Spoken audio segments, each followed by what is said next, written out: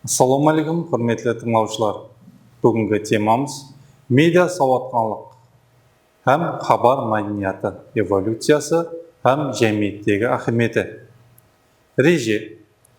Бірінші, медиа сауаттылық һәм хабар мәдениеті түсінігі эволюциясы һәм диалектикасы. Екінші, байланыс һәм мағлұмат түсінігінің тұтастығы һәм өзіне тәнлігі. Үшінші, байланыс һәм мағлұматтың инсан өміріндегі орны, ахметі һәм рухи зәрлікке айлануы.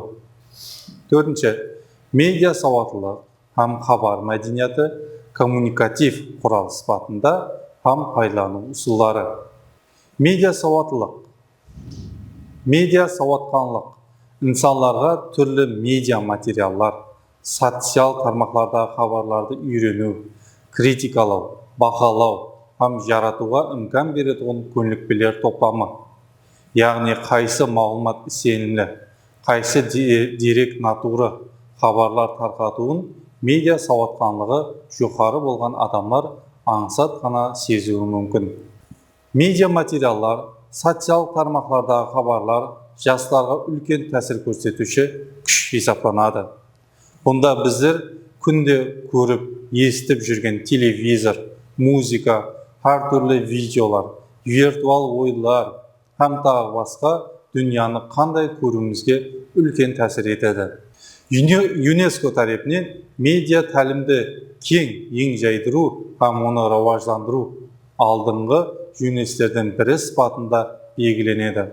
Осы жолменен жастар арасында медиа сауаттылықты жоғарылату мүмкіндігі айтып өтіледі.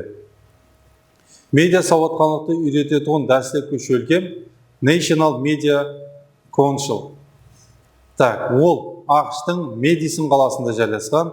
Бұл шөлкемге Мариэл Роу 50 жылдан артық басшылық қылған. Шөлкем дәрістер телемедиум деп аталушы журналда шығарған.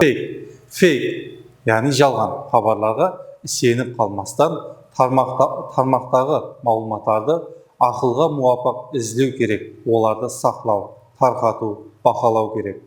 Медиа тексттерді декодластыру, онда жасырынған мазмұнды аңлай алу керек. Шақстың хабар қауіпсіздігіне де әмел етуі тиіс. Дүнияның түрлі мемлекеттерінде медиа сауаттылығын асыру бойынша әр түрлі дәстүрлер істеп шығылған. Оларда жақсы нәтиже көрсеткен дәстүрлерді көріп шығамыз. Бірінші, ақш, Европа, Россия, Қытайда.